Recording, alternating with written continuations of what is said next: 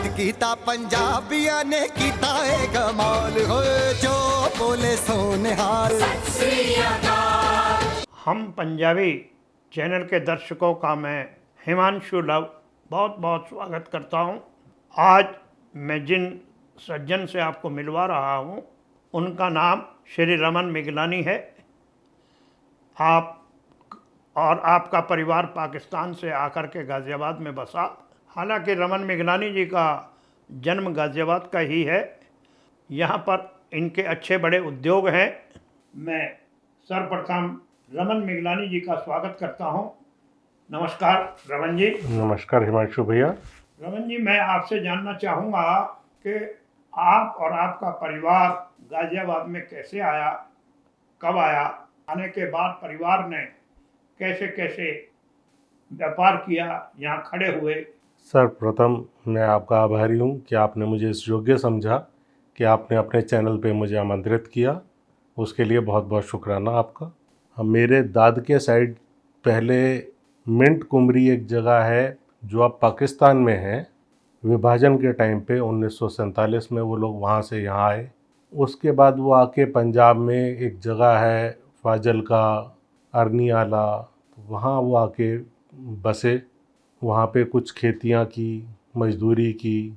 हमारे दादाजी ने, हमारे ताऊ जी श्री हरबंस लाल मिगलानी जी ने, मेरे पापा श्री बृजलाल मिगलानी जी ने वहाँ एक संघर्ष का जीवन जीने के बाद वो लोग करीब 1960 में गाज़ियाबाद आके उनका पलायन हुआ। शुरू में तो बहुत संघर्ष इसलिए रहा कि यहाँ कुछ था तो नहीं, लेकिन उनके सब जो हमारे परिवार के या मिगलानी परिवार के लोग थे वो यहाँ आके बसे थे धीरे धीरे पलायन होने के बाद, क्योंकि एकदम से कोई नहीं आया था। सब पहले कहीं बसे, फिर जैसे जैसे लोगों को अपनापन जहाँ जहाँ मिलता गया या अपने लोग मिलते गए वो वहाँ वहाँ थोड़ा सा बसते चले गए। मेरा जन्म गाज़ियाबाद में चंद्रपुरी में हुआ। यहाँ आके शुरू में काम किया, मजदूरी भी की और फिर धीरे धीरे यहाँ पे आके एक सुभाष इंजीनियरिंग कंपनी के नाम से पटेल मार्ग पे कंपनी डाली गई। उसमें जितना मुझे ज्ञान है 8 पार्टनर थे। जैसे तब चलता था आने के पार्टनर होते थे, कोई 1 आने का, कोई 2 आने का, कोई 4 आने का। इस तरीके से वहाँ पार्टनरशिप में हमारे मिगलानी परिवार के लोग मिले, क्योंकि पूंजी नहीं थी। मेहनत कश तो थे, हिम्मत तो थी, लेकिन पूंजी नहीं थी, क्योंकि वहाँ से तो लोग खाली आता है। इतना भी समय नहीं मिला विभाजन के टाइम पे कि कुछ सामग्री, कुछ सामान लेकर आते। बहुत कम सुविधाओं के साथ वो लोग यहाँ आके बसे। उसके बाद यहाँ पे जब शायद करीब 1960 में सुभाष इंजीनियरिंग नाम की एक कंपनी डाली गई, उसमें अलग अलग काम किए गए। उस टाइम इंजन के काम हमें बताते हैं कि इंजन का काम चलता था, पट इंजन जिसे कहते थे डीजल के। वो हाथों से बनाए हमारे बड़ों ने, हमारे पिताजी, हमारे ताऊ जी, इन लोगों ने अपने हाथों से उन चीज़ों को बनाया, असेंबल किया। फिर उसके बाद एक्सपेलर भी आए। उसके बाद वहाँ पे बदलते बदलते फाउंड्री, कास्टिंग की फाउंड्री बनी और उसमें भी काम किया। मेरे पापा ने मशीन, खराद मशीन, लेथ मशीन जिसे कहते हैं, उस पे भी खुद हाथ चला के काम किया। वक्त बदलता गया, मेहनत करते गए। प्रभु ने भी कुछ साथ दिया। कुछ यहाँ के जो बड़े थे हमारे बुज़ुर्ग, अगर उसमें थोड़ा सा पॉलिटिकल अगर बात करूँ तो उस ज़माने में संघ चलता था। संघ के संरक्षण में हम लोग यहाँ रहे। उन्होंने सहयोग दिया हमारे को यहाँ बसने में। तो इस तरीके से वहाँ से पलायन होने के बाद हमारा परिवार यहाँ गाज़ियाबाद में आके बसा। मिगलानी जी, इस वक्त थोड़े परिवार किन्ने बंदे ने, पुराने बुजुर्गों के विच कोई जीवित है या नहीं है, किवें परिवार चल रहा है? अगर मैं अपने घर तो शुरू करा तो मेरे दादाजी दे 2 मुंडे हैगे सी ते 5 मेरी बुआएं। उन अगर गल करिए तो मेरे ताऊ जी हैगे ने, भगवान उन्हां दी लंबी उम्र करे। मैं अपने पापा ते मम्मी दोनों नूं खो चुकिया हाँ 2021 दे विच। साडे ताऊ जी हैगे ने, ताई जी नहीं हैगे ने। मेरे बुआ जी अगर गल करो तो मेरे 4 बुआ जी उन्हें भी हैगे ने, बट किसी दे परिवार अद्धे अधूरे भी हो गए ने, क्योंकि बुजुर्गी है, तबीयत है, इस करके। ते अगर मैं अपने घर की गल करा तो मैं, ਮੇਰੀ ਮਿਸਿਸ ਤੇ ਮੇਰੇ 2 ਬੱਚੇ ਨੇ। ਵੱਡੀ ਕੁੜੀ ਹੈ ਮੇਰੇ ਕੋਲ ਤੇ ਛੋਟਾ ਮੇਰਾ ਮੁੰਡਾ ਹੈ। ਤੇ ਦੋਨੋਂ ਪੜ੍ਹ ਗਏ ਨੇ, ਗ੍ਰੈਜੂਏਟ ਹੋ ਗਏ ਨੇ ਹੁਣੇ ਤੇ ਆਪਣੇ ਅੱਗੇ ਦੀ ਕੰਮ ਕਰ ਰਹੇ ਨੇ, ਧੀਰੇ ਧੀਰੇ ਜ਼ਿੰਦਗੀ ਬਣਾਉਣ 'ਚ ਲੱਗੇ ਨੇ। ਤੁਹਾਡੇ ਪਰਿਵਾਰ ਦੇ ਕਿਹੜੇ ਕਿਹੜੇ ਮੈਂਬਰ, ਜਿਵੇਂ ਤੁਸੀਂ ਦੱਸਿਆ ਫਜ਼ਲਕਾ ਆ ਕੇ ਪਹਿਲੇ ਰੁਕੇ, ਫਜ਼ਲਕਾ ਤੋਂ ਬਾਅਦ 1960 ਗਾਜ਼ੀਆਬਾਦ ਆਏ, ਤੁਹਾਡੇ ਹੋਰ ਵੀ ਇੱਥੇ ਰਿਸ਼ਤੇਦਾਰ ਹੋਣੇ ਨੇ ਜਿਨ੍ਹਾਂ ਦੇ ਵਿੱਚ, ਅਗਰ ਮੇਰੀ ਆਪਣੀ ਨੌਲੇਜ ਮੇਰੀ ਠੀਕ ਹੈ, ਤੇ ਤੁਹਾਡੇ ਇੱਕ ਮਾਮਾ ਜੀ ਹੁੰਦੇ ਸੀ ਉੱਤਮ ਚੰਦ ਅਦਲੱਖਾ ਜੀ, ਉਹਨਾਂ ਨੇ ਬਹੁਤ ਨਾਮ ਕਮਾਇਆ, ਉਹਨਾਂ ਦੇ ਬਾਰੇ ਕੁਝ ਦੱਸੋ। ਜਦੋਂ ਆਏ ਸੀ ਤੇ ਜਿਹੜਾ ਨਾਂ ਤੁਸੀਂ ਦੱਸਿਆ ਸ਼੍ਰੀ ਉੱਤਮ ਚੰਦ ਅਦਲੱਖਾ ਜੀ, ਮੇਰੀ ਮੰਮੀ ਦਾ ਸਾਰਾ ਕੰਮ, ਪੂਰਾ ਜੀਵਨ ਪੋਸ਼ਣ ਉਹਨਾਂ ਦੇ ਹੱਥੋਂ ਹੋਇਆ ਹੈ। ਮੇਰੀ ਮਾਮੀ ਜੀ ਵੱਡੀ, ਉਹਨਾਂ ਦੇ ਹੱਥੋਂ ਹੋਇਆ ਹੈ। ਤੋਂ ਮਾਮਾ ਨਹੀਂ, ਮੇਰੇ ਨਾਨਾ ਨਾਨੀ ਹੈਗੇ ਨੇ, ਕਿਉਂਕਿ ਜਦੋਂ ਸਾਰਾ ਜੀਵਨ ਹੀ ਉਹਨਾਂ ਨੇ ਹੀ ਦਿੱਤਾ। ਕਿਉਂਕਿ ਇੱਧਰ ਜਦੋਂ ਆਏ ਸੀ ਮੰਮੀ 6 ਮਹੀਨੇ ਦੇ ਸੀ, ਤਾਂ ਉਹਨਾਂ ਨੂੰ ਕੋਈ ਯਾਦਾਸ਼ਤ, ਕੋਈ ਕੁਛ ਨਹੀਂ ਉੱਧਰ ਦੀ। ਅਤੇ ਸਾਡੇ ਵਾਸਤੇ ਤਾਂ ਉਹ ਨਾਨਾ ਨਾਨੀ ਹੈਗੇ ਨੇ। ਰਿਸ਼ਤਾ ਮਾਮਾ ਮਾਮੀ ਦਾ ਹੈ, ਬਟ ਨਾਨਾ ਨਾਨੀ ਤੋਂ ਘੱਟ ਨਹੀਂ ਹੈ। ਉਹਨਾਂ ਨੇ ਵੀ ਇੱਥੇ ਆ ਕੇ ਪਹਿਲੇ ਸ਼ਾਇਦ ਕਿਧਰੇ ਹੋਰ ਵਸੇ, ਫਿਰ ਗਾਜ਼ੀਆਬਾਦ ਆਏ। ਹਾਂਜੀ, ਪਹਿਲੇ ਆ ਕੇ ਉਹ ਥੋੜ੍ਹਾ ਜਿਹਾ ਅਲੱਗ-ਅਲੱਗ ਜਗ੍ਹਾ ਤੋਂ ਹੁੰਦੇ ਜਦੋਂ ਉਹਨਾਂ ਨੂੰ ਪਤਾ ਚੱਲਿਆ ਕਿ ਸਾਡੇ ਕੋਈ ਰਿਸ਼ਤੇਦਾਰ ਮੁਹਿਦੀਨਪੁਰ ਆ ਕੇ ਵਸੇ ਨੇ, ਸਟੇਸ਼ਨ ਮਾਸਟਰ ਸਾਹਿਬ ਉੱਧਰ ਦੇ ਕੋਈ ਆ ਕੇ ਇੱਧਰ ਵਸੇ ਨੇ, ਅਤੇ ਹਰ ਆਦਮੀ ਨੂੰ ਉਸ ਵੇਲੇ ਇਹ ਚਾਹੀਦਾ ਸੀ ਕੋਈ ਥੋੜ੍ਹਾ ਜਿਹਾ ਹੱਥ ਫੜਨ ਵਾਲਾ ਕੋਈ ਮਿਲੇ, ਕੋਈ ਇਸ ਤਰੀਕੇ ਦੀ ਛੱਤ ਮਿਲੇ ਜਿਹਦੇ ਆਸਰਾ ਮਿਲ ਜਾਏ ਥੋੜ੍ਹਾ ਜਿਹਾ। ਅਤੇ ਉਹ ਮੁਹਿਦੀਨਪੁਰ ਆ ਕੇ ਰੁਕੇ। ਉਹਨਾਂ ਦੀ ਵੀ ਆਪਣੀ ਇੱਕ ਬੜੀ ਸੰਘਰਸ਼ਪੂਰਨ ਜੀਵਨ ਰਿਹਾ। ਉਹਨਾਂ ਨੇ ਇੱਧਰ ਆ ਕੇ ਅਲੱਗ-ਅਲੱਗ ਕੰਮ ਤੇ ਉਹ ਸ਼ੁਰੂ ਤੋਂ ਹੀ ਕਰਦੇ ਸੀ, ਜਿਵੇਂ ਕਿ ਮਿਹਨਤੀ ਬਹੁਤ ਹੈਗੇ ਸੀ, ਕੰਮ ਕਰਦੇ ਸੀ। ਅਤੇ ਇੱਧਰ ਆ ਕੇ ਉਹਨਾਂ ਨੇ ਮੁਹਿਦੀਨਪੁਰ ਸ਼ੂਗਰ ਮਿਲ 'ਚ ਮਜ਼ਦੂਰ ਦੀ ਨੌਕਰੀ ਕੀਤੀ। ਅਤੇ ਵਕਤ ਬਦਲਿਆ, ਜਿਵੇਂ ਤੁਸੀਂ ਕਿਹਾ, ਉਹ ਬਹੁਤ ਕਾਮਯਾਬ ਹੋਏ। ਵਕਤ ਨੇ ਸਾਥ ਦਿੱਤਾ, ਉਹਨਾਂ ਦੀ ਮਿਹਨਤ ਨੇ ਰੰਗ ਲਾਈ, ਪ੍ਰਭੂ ਨੇ ਵੀ ਉਹਨਾਂ ਦੇ ਆਸ਼ੀਰਵਾਦ ਰੱਖਾ। ਅਤੇ ਹੁਣ ਤਾਂ ਉਹ ਨਹੀਂ ਹਨ ਇਸ ਜੀਵਨ ਵਿੱਚ, ਲੇਕਿਨ ਉਹ ਜਦੋਂ ਗਏ ਤਾਂ ਇੱਕ ਸ਼ੂਗਰ ਮਿਲ ਦੇ ਮਾਲਿਕ ਬਣ ਕੇ ਗਏ। ਤਾਂ ਉਹਨਾਂ ਦੀ ਇੱਕ ਕਹਾਣੀ ਵੀ ਹੈ, ਮਿਲ ਮਜ਼ਦੂਰ ਤੋਂ ਲੈ ਕੇ ਮਿਲ ਮਾਲਿਕ ਤੱਕ। ਅਤੇ ਉਹਨਾਂ ਦੀ ਇੱਕ ਕਿਤਾਬ ਉਹਨਾਂ ਨੇ ਆਪਣੀ ਬਣਵਾਈ ਸੀ ਆਪਣੇ ਜਿੰਦੇ ਜੀ। ਇਨ ਬਰੀਫ ਕਹਾਣੀ ਹੈ ਛੋਟੀ ਜੀ। ਉਹਨਾਂ ਦੇ ਪਰਿਵਾਰ ਵਿੱਚ ਵੀ ਕੁਝ ਬੱਚੇ ਹੋਣੇ ਹੈ ਜਿਹੜੇ ਅੱਜ ਵੀ ਹੋਣੇ ਹੈ। ਜੀ ਬਿਲਕੁਲ ਹੈਗੇ ਨੇ। ਮੇਰੇ ਕਜ਼ਨ ਵੱਡੇ, ਮੈਂ 3 ਮਾਮਾ ਜਿਵੇਂ ਮੈਂ ਕਿਹਾ, ਅਤੇ ਉਹ ਗਾਜ਼ੀਆਬਾਦੀ ਮੁਹਿਦੀਨਪੁਰ ਜਦੋਂ ਵਸੇ ਸੀ, ਉਸ ਤੋਂ ਬਾਅਦ ਧੀਰੇ ਧੀਰੇ ਪਲਾਇਨ ਹੋ ਕੇ ਉਹ ਗਾਜ਼ੀਆਬਾਦ ਚੰਦਰਪੁਰੀ ਆਏ ਅਤੇ ਮੇਲ ਮਿਲਾਪ ਹੋਏ, ਕਿਉਂਕਿ ਪੰਜਾਬੀ ਪਰਿਵਾਰ ਜਿਹੜੇ ਵੀ ਉੱਧਰੋਂ ਆਏ ਸੀ। ਅਤੇ ਮੇਰੇ ਮਾਮਾ ਜੀ ਅਤੇ ਮੇਰੇ ਤਾਊ ਜੀ ਮਿੱਤਰ ਬਣੇ। ਜਦੋਂ ਮਿੱਤਰ ਬਣੇ ਅਤੇ ਧੀਰੇ ਧੀਰੇ ਉਹ ਮਿੱਤਰਤਾ ਰਿਸ਼ਤੇਦਾਰੀ 'ਚ ਬਦਲੀ, ਅਤੇ ਮੇਰੇ ਪਾਪਾ ਅਤੇ ਮੰਮੀ ਦਾ ਵਿਆਹ ਹੋਇਆ ਕਵੀ ਨਗਰ ਹੀ। ਉਸ ਤੋਂ ਬਾਅਦ ਅਗਰ ਵੇਖੀਏ ਤਾਂ ਜਿਹੜੇ ਮੇਰੇ ਮਾਮਾ ਜੀ ਦਾ ਪਰਿਵਾਰ ਹੈ, ਉਹਨਾਂ ਦੇ 3 ਮੁੰਡੇ ਨੇ ਅਤੇ 2 ਬੇਟੀਆਂ ਨੇ। ਸਭ ਆਪਣੇ ਸੰਪੰਨ ਪਰਿਵਾਰ 'ਚ ਹੈਗੇ ਨੇ। ਅੱਜ ਦੇ ਗਾਜ਼ੀਆਬਾਦ ਇਸ 'ਤੇ ਨਾ ਗਾਜ਼ੀਆਬਾਦ ਕੀ ਕਹਿ ਸਕਦਾ, ਬਲਕਿ ਅੱਛਾ ਨਾਂ ਔਰ ਰਸੂਖੀਅਤ ਰੱਖਦੇ ਨੇ। ਹੁਣ ਤੁਸੀਂ ਇਹ ਦੱਸੋ ਕਿ ਗਾਜ਼ੀਆਬਾਦ ਆਉਣ ਦੇ ਬਾਅਦ, ਇਤਨਾ ਕੁਝ ਕਰਨ ਦੇ ਬਾਅਦ, ਤੁਸੀਂ ਪੰਜਾਬੀ ਸਮਾਜ ਦੇ ਨਾਲ, ਜਿੱਥੇ ਤੱਕ ਮੇਰੀ ਨੌਲੇਜ ਹੈ, ਤੁਸੀਂ ਗਾਜ਼ੀਆਬਾਦ ਪੰਜਾਬੀ ਏਕਤਾ ਸਮਿਤੀ ਦੇ ਨਾਲ ਜੁੜੇ, ਉਹਦੇ ਵਿੱਚ ਤੁਸੀਂ ਸਮਾਜਿਕ ਕੰਮ ਕਰ ਰਹੇ ਹੋ। ਕਿਵੇਂ ਅੱਜ ਦੀ ਤੁਸੀਂ ਗਾਜ਼ੀਆਬਾਦ ਦੀ ਸਮਾਜਿਕ ਔਰ ਰਾਜਨੀਤਿਕ ਸਥਿਤੀ ਕੀ ਸਮਝਦੇ?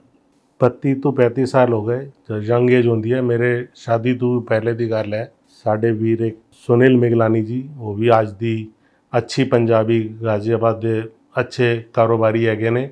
ਮਿਕਸਨ ਗਰੁੱਪ ਦੇ ਚੇਅਰਮੈਨ ਅਤੇ MD ਹੈਗੇ ਨੇ ਸੁਨੀਲ ਮਿਗਲਾਨੀ ਜੀ। ਉਹਨਾਂ ਨੇ ਮੇਰਾ ਬੜਾ ਪਿਆਰ ਰੱਖਿਆ ਉਹਨਾਂ ਨੇ ਮੇਰੇ ਨਾਲ, ਅਤੇ ਉਹਨਾਂ ਨੇ ਮੈਨੂੰ ਪੰਜਾਬੀ ਏਕਤਾ ਮੰਚ ਨਾਲ ਜੋੜਿਆ। ਕਰੀਬ 32-35 ਸਾਲ ਹੋ ਗਏ ਨੇ। ਬੜੀ ਜਲਦੀ ਮਤਲਬ ਕਿ ਇੱਕ ਸਮਾਜ ਦੀ ਸੇਵਾ 'ਚ ਮੈਂ ਜੁੜ ਗਿਆ। ਅਲੱਗ-ਅਲੱਗ ਪਦਭਾਰ ਵੀ ਸੰਭਾਲੇ। ਅੱਜ ਦੀ ਡੇਟ 'ਚ ਪੰਜਾਬੀ ਏਕਤਾ ਸਮਿਤੀ ਗਾਜ਼ੀਆਬਾਦ ਪੰਜੀਕ੍ਰਿਤ ਸਮਿਤੀ ਹੈ। ਵਿਸ਼ੇਸ਼ਕਰ ਪਹਿਲਾ ਕੰਮ ਜਿਹੜਾ ਅਸੀਂ ਕਰਦੇ ਹਾਂ, ਮੁੰਡੇ ਕੁੜੀਆਂ ਦਾ ਪਰਿਚੈ ਸੰਮੇਲਨ ਕਰਾਉਂਦੇ ਹਾਂ ਸਾਲਾਨਾ ਇੱਕ ਵਾਰੀ, ਪੂਰਾ ਵੱਡਾ ਪ੍ਰੋਗਰਾਮ ਕਰਨੇ ਆ। ਉਸ ਤੋਂ ਇਲਾਵਾ ਹਰਿਤ ਕ੍ਰਾਂਤੀ 'ਚ ਅਸੀਂ ਹਰ ਜਦੋਂ ਬਾਰਿਸ਼ਾਂ ਦਾ ਮੌਸਮ ਆਉਂਦਾ ਹੈ, ਉਸ ਤੋਂ ਪਹਿਲਾਂ ਖੂਬ ਪੇੜ ਪੌਦੇ ਲਾਉਂਦੇ ਹਾਂ, ਜਿਹਨੂੰ ਅਸੀਂ ਕਹਿੰਦੇ ਨੇ ਪਲਾਂਟੇਸ਼ਨ ਪ੍ਰੋਗਰਾਮ ਅਸੀਂ ਕਰਨੇ ਆ। ਕੋਵਿਡ ਦੇ ਟਾਈਮ ਅਸੀਂ ਅਲੱਗ-ਅਲੱਗ ਕੰਪਨੀਆਂ ਨਾਲ ਮਿਲ ਕੇ ਫ੍ਰੀ ਵੈਕਸੀਨੇਸ਼ਨ ਕੈਂਪ ਕੀਤੇ। कोविड हो गया, पूरा देश बंद होया, उस वेले कच्चा अनाज हर तरीके का, जिन्हें चावल दाल आटा सब चीज़ां मिला के कट्टे बना के साडे समिति के जोड़े पदाधिकारी सी उन्होंने ਜ਼ਰੂਰਤਮੰਦਾਂ 'ਚ ਵੱਡੇ ਵੈਕਸੀਨ ਡਰਾਈਵ ਕੀਤੀ ਕਰੋਨਾ ਜਦੋਂ ਟਾਈਮ ਸੀਗਾ। ਉਸ ਤੋਂ ਇਲਾਵਾ ਹਰ ਇਸ ਸ਼ਹਿਰ ਦੇ ਵਿੱਚ ਜਿਹੜਾ ਕੋਈ ਵੀ ਸੇਵਾ ਦਾ ਕੰਮ ਹੁੰਦਾ ਹੈ, ਸਾਡੀ ਸਮਿਤੀ बढ़ चढ़ के काम करती है। गर्मी आती है तो मिठे जल्दी ठंडे जल्दी छबील लगाई, प्याऊ खोले, तो अलग अलग medical camp blood donation camp समितियां साडी करदी ही रहती है। लगातार कुछ ना कुछ कार्यक्रम असी चक्की रहते हैं। मिलानी जी, आज की राजनीतिक स्थिति में जो पंजाबी समाज है, जैसा आपने अपने बातचीत में बताया, आरएसएस राष्ट्रीय स्वयंसेवक संघ ने पंजाबियों की बहुत मदद करी और खड़ा करा।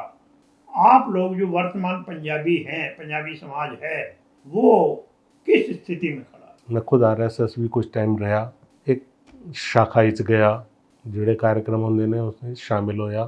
होंदे होंदे सेवा करदे करदे एक चीज़ कहते ने ग्रास रूट, आज की भाषा ਉਹਨੂੰ ਕਹਿੰਦੇ ਨੇ ग्रास रूट, यानी कि बिल्कुल पहला ਜਿਹੜਾ ग्राउंड होंदा है उस लेवल तो काम करदे करदे आए, सेवा करदे आए।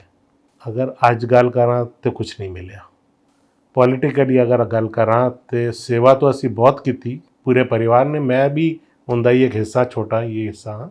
उस टाइम दे सुंदर लाल मक्कड़ जी ना रखते सी गाजियाबाद का, पॉलिटिकली भी थोड़ा ना रखते सी, ते संरक्षक भी साढ़े रहे, साड़ी समिति दे भी वो संरक्षक रहे, हुण नहीं है ने, बट उन्होंने बहुत सेवा की। उस तो बाद बाऊ जी मोहन लाल रहेजा जी आए, तो इस करके इस तरीके नाल सेवा की अगर गल करोगे तो बहुत की, अगर रिपोर्ट कार्ड की गल करोगे तो कुछ नहीं मिले। यानी कि पंजाबी समाज में मिला कुछ नहीं। कई वो दर्द दिल में है, इसमें तो कोई दोहराए नहीं है। लेकिन एक मौका अभी हमारे पास फिर आया हुआ है शहर विधानसभा का, क्योंकि हमारे सांसद महोदय माननीय अतुल गर्ग जी ने वो सीट खाली की है।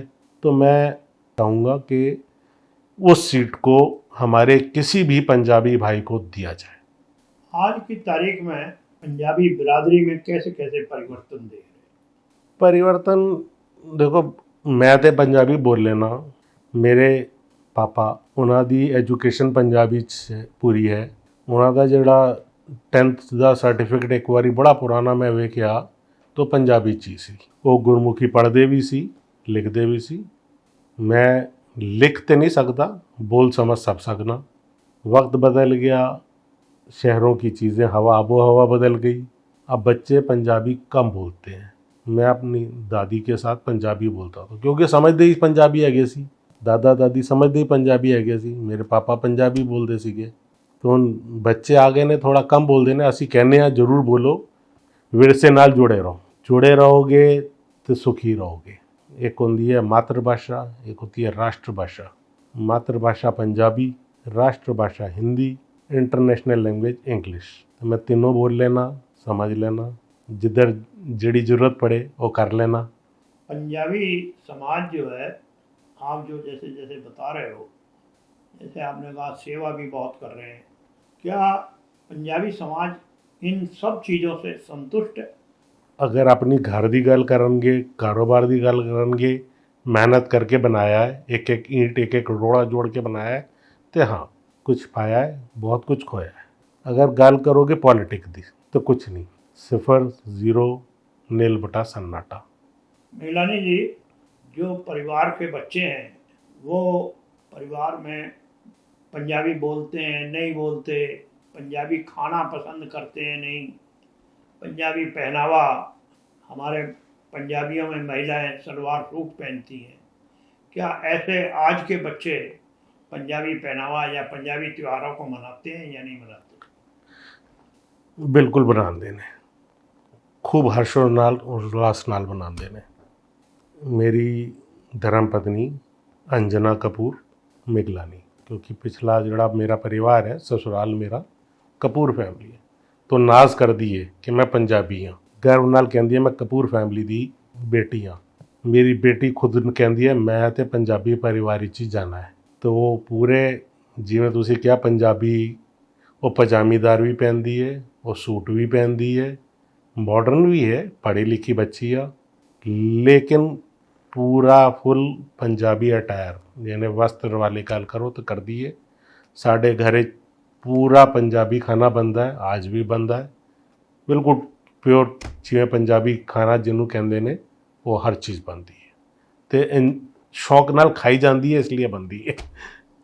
ਜਿਹੜੇ भी पंजाबी तीज त्यौहार होंगे ने, लोहड़ी अगर जनवरी तो शुरू करिए तो लोहड़ी सब तो पहला त्यौहार आंदा है साल दे। अगर इंग्लिश कैलेंडर की गल करिए संवत दी ना करके, तो बिल्कुल लोहड़ी साढ़े बहुत हर्षोल्लास नाल असी सारे मिल जुल के बनाने आ। किसी दिन घर नया ब्याह होया है, किसी के घर बच्चा होंदा है, मुंडा होंदा है, तो लोहड़ी पहली बनाई जाती है। उस तो बाद बैसाखी बनाई जाती है, होली दिवाली खूब जोर दे नाल बनाई जाती है। तो हर अच्छा जिहड़ा पंजाबी परिवार है, मैनू लगता है साढ़े घर तो बनती है, तो मैं कहां अगर किधर नहीं बनती तो उन्होंने बनानी चाहिए है। जदों भी असी पंजाबी की गल करने आ, एक पार्ट है जिहड़ा मैं तुहानूं दस्सिया कि मैं जुड़िया हुआ पंजाबी एकता समिति गाजियाबाद, उनका वर्तमान मैं अध्यक्ष भी हैगा हाँ तो संस्थापक सदस्य भी हैगा। नाल नाल ही साडी एक बिरादरी है रावी सभा, राधा कृष्ण मंदिर आपका भवन, उसमें हमारे अध्यक्ष आज के जो हैं श्री जगदीश चंद साधना जी बाबू जी हैं। करीब 40 साल तो हो गए ने मैं उधर जुड़िया होया, मेरा परिवार जुड़िया सी, मैं अच्छी भी बच्चे है गया। एक एक ईंट करदे करदे आज वो आपका भवन के नाम से कवि नगर ई ब्लॉक में एक विशाल भवन है जो सुख दुख में लोगों के काम में आता है। मैं उस संस्था से भी उतना ही जुड़ा हुआ हूँ जितना कि पंजाबी एकता समिति से जुड़ा हुआ हूँ। आदरणीय रमन मिगलानी जी का बहुत बहुत धन्यवाद करता हूँ कि आपने अपना कीमती समय आज हमारे चैनल को दिया। मैं अपने बड़े भाई हिमांशु लव जी का धन्यवाद करता हूँ जिन्होंने योग्य समझा छोटे भाई को कि वो कुछ दो शब्द अपने दिल के रख सके। हम पंजाबी चैनल के मित्रों, आज आपने सुना रमन मिगलानी जी को। रमन मिगलानी जी ने अपना सारा जीवन परिचय बताया, सब कुछ बताया, कैसे आए कैसे बसे। और मित्रों, मैं आपसे चाहूँगा कि आप हम पंजाबी चैनल से जुड़े रहें, इसको लाइक करें, सब्सक्राइब करें और शेयर करें। और मैं हिमांशु लव आपसे विदा लेता हूँ। जद कीता पंजाबिया ने कीता है कमाल हो, जो बोले सो निहाल।